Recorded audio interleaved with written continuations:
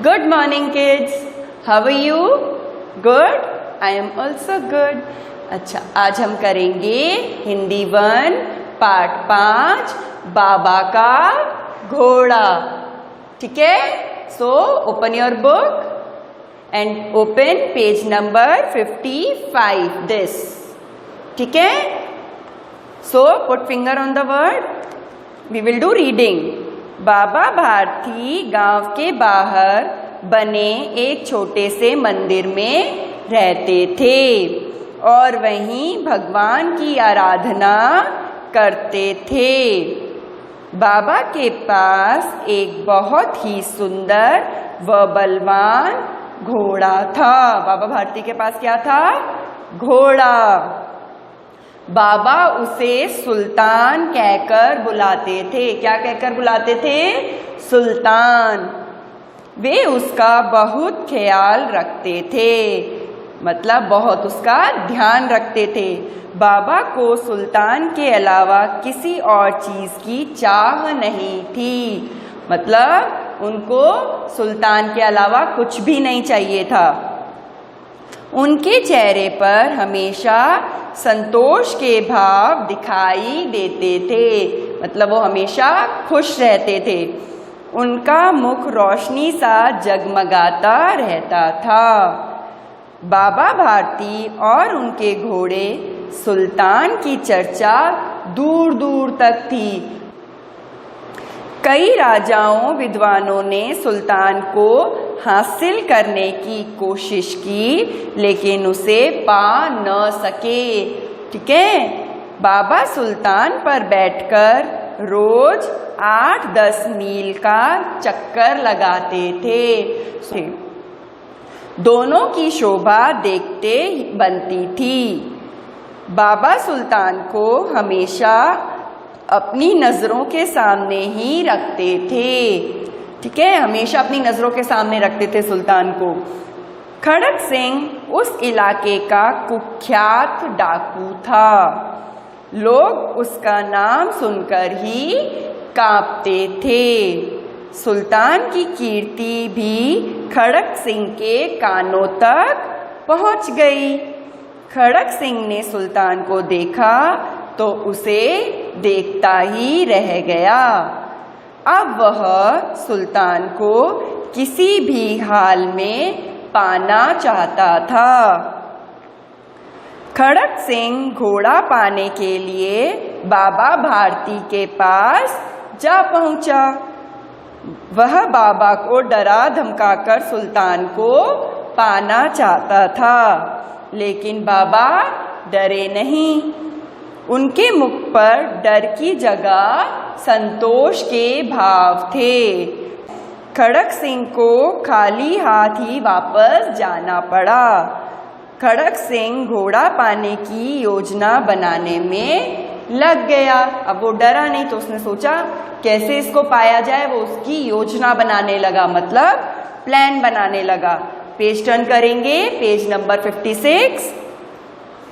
एक दिन संध्या के समय बाबा सुल्तान की पीठ पर सवार होकर घूमने जा रहे थे. संध्या के समय मतलब शाम के समय. तभी उन्हें जंगल में पेड़ के किनारे कंबल ओढ़े एक व्यक्ति दिखाई दिया. उसे देखकर बाबा को दया आ गई और वे रुक गए. घोड़े से उतरकर बाबा व्यक्ति के पास गए. व्यक्ति ने हाथ जोड़कर कहा, बाबा मैं दुखियारा हूँ, मुझ पर दया करो. मुझे यहाँ से 3 मील दूर जाना है. मुझे घोड़े पर चढ़ा लो, ईश्वर आपका भला करेगा. कंबल ओढ़ के जो व्यक्ति बैठा था उसने क्या कहा? मुझे 3 मील दूर जाना है, मुझे भी घोड़े पर बैठा लो. बाबा ने दया कर उस बीमार व्यक्ति को घोड़े पर बैठा दिया, लेकिन घोड़े पर बैठते ही बीमार व्यक्ति लगाम पकड़कर धीरे धीरे चलने लगा. बाबा ने उसे रोका और बोले, सुनो, घोड़ा कहाँ लिए जा रहे हो?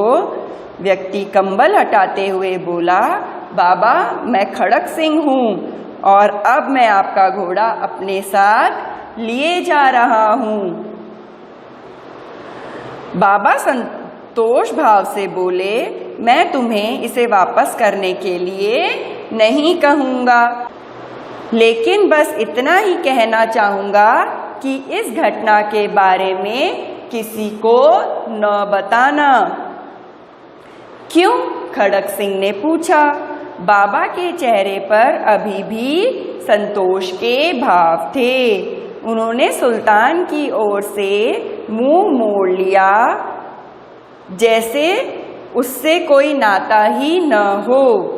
जाते जाते बाबा बोले, खड़क सिंह, लोगों को इस घटना का पता चल गया तो वह किसी गरीब का विश्वास नहीं करेंगे और न ही कभी मदद करेंगे। यह कहकर बाबा चले गए। क्या हुआ? जैसे ही उस पर बैठा, बाबा ने क्या किया? उसको बोला, कहाँ लिए जा रहे हो? तो उसने बोला, मैं खड़क सिंह हूँ, ठीक है, मैं आपके घोड़े को लिए जा रहा हूँ। तो बाबा ने क्या किया? घोड़े की तरफ से मुंह मोड़ लिया, जैसे वे उसको जानते ही नहीं थे, और खड़क सिंह को कहा कि ये बात किसी को बताना मत, नहीं तो कोई भी किसी गरीब पर विश्वास नहीं करेगा। खड़क सिंह भी घोड़ा लेकर चला गया। खड़क सिंह के कानों में अभी भी बाबा के अंतिम शब्द गूंज रहे थे। अंतिम शब्द मतलब जो उन्होंने लास्ट में कहा कि कोई भी विश्वास नहीं करेगा और कोई भी किसी गरीब की मदद नहीं करेगा। वह सोच रहा था कि जिस घोड़े को वे अपनी नज़रों से दूर नहीं करते थे, आज उसके जाने पर भी उनके मुख पर कोई दुख नहीं था। तब भी वे गरीबों के बारे में सोच रहे थे, ऐसा मनुष्य महान है। खड़क सिंह उसी रात बाबा के मंदिर में गया और सुल्तान को वापस बांध आया। सुबह जब बाबा ने सुल्तान को देखा तो उनसे रहा न गया। वे सुल्तान से लिपटकर काफ़ी देर तक रोते रहे। फिर संतोष से बोले, अब कोई गरीबों की सहायता से मुंह नहीं मोड़ेगा। ठीक है, तो ये हमने सुनी किसकी कहानी? घोड़े की, सुल्तान की। ठीक है, ये आपको भी रीडिंग करनी है घर पर। Okay, that's all for today. Bye. Have a nice day.